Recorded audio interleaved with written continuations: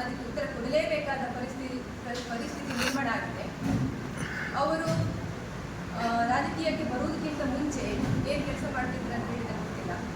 ಆದರೆ ಭಾರತೀಯ ಜನತಾ ಪಾರ್ಟಿ ಅವರನ್ನು ತಾಲೂಕು ಪಂಚಾಯತ್ ಮೆಂಬರ್ ಮಾಡಿದ್ದು, ಜಿಲ್ಲಾ ಪಂಚಾಯತ್ ಮೆಂಬರ್ ಮಾಡಿದ್ದು ಭಾರತೀಯ ಜನತಾ ಪಾರ್ಟಿ. ಹಾಗೆ ಆ ಅವಧಿಯಲ್ಲೇ ಅವರಿಗೆ ಶಿಕ್ಷಣ ಸ್ಥಾಯಿ ಸಮಿತಿಯ ಅಧ್ಯಕ್ಷೆ ಆಗಿದ್ದವರು.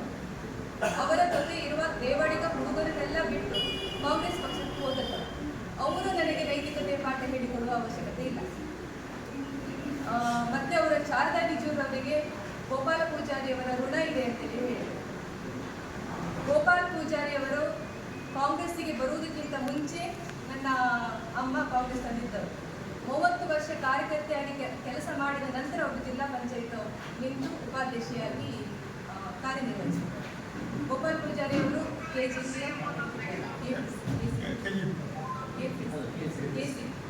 ಕೆಸಿಪಿಯಲ್ಲಿ ಬಂದ ನಂತರ ಅವರು ಕಾಂಗ್ರೆಸ್ಸಿಗೆ ಬಂದರು. ಆದ್ದರಿಂದ ಅವರ ಶಾಸಕರ ಆಗಲಿಕ್ಕೆ ಶಾರದಾ ಬಿಜೂರು ಋಣ ಕೆಲಸ ಮಾಡಿದ ಋಣ ಇದೆ ಹೊರತು ಅವರಿಂದ ಯಾವುದೇ ಋಣ ಇಲ್ಲ. ಜಗದೀಶ್ ದೇವಾಡಿಗರು ಏನು ಹೇಳಿದ್ರು, ರೊಟ್ಟಿ ಋಣ, ಇಡ್ಲಿ ತಿಂಡಿ ಅದರ ಋಣ ಉಂಟಂತ ಹೇಳಿದ್ರು. ನಮ್ಮ ಮನೆಯಲ್ಲಿ ಎಲ್ಲರೂ ಉದ್ಯೋಗಸ್ಥರು, ಜೀವನ ಆಧಾರಕ್ಕಾಗಿ ರಾಜಕೀಯದಲ್ಲಿ ಯಾರೂ ಇಲ್ಲ.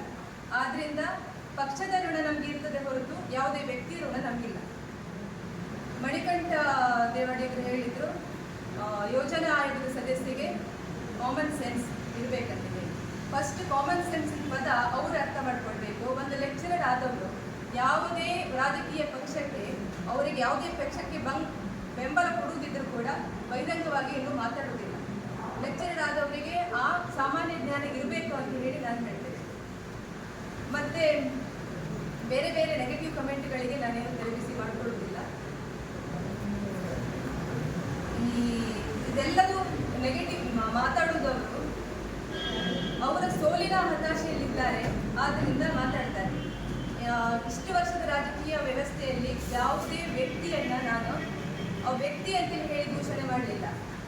ಅವರ ಕೆಲಸಕ್ಕೆ ವಿರೋಧ ಪಕ್ಷದವರು ಅಂತೇಳಿ ವಿರೋಧ ಅಲ್ಲ, ನಮ್ಮ ಸಿದ್ಧಾಂತಕ್ಕೆ ವಿರೋಧ ಇರುವವರನ್ನು ವಿರೋಧ ಮಾಡುವ ಹೊರತು ವ್ಯಕ್ತಿ ಅಂತ ವಿರೋಧ ಅಲ್ಲ. ಯಾವತ್ತೂ ನಾನು ಡೈರೆಕ್ಟಾಗಿ ವೈಯಕ್ತಿಕವಾಗಿ ಟಾರ್ಗೆಟ್ ಮಾಡಿಲ್ಲ.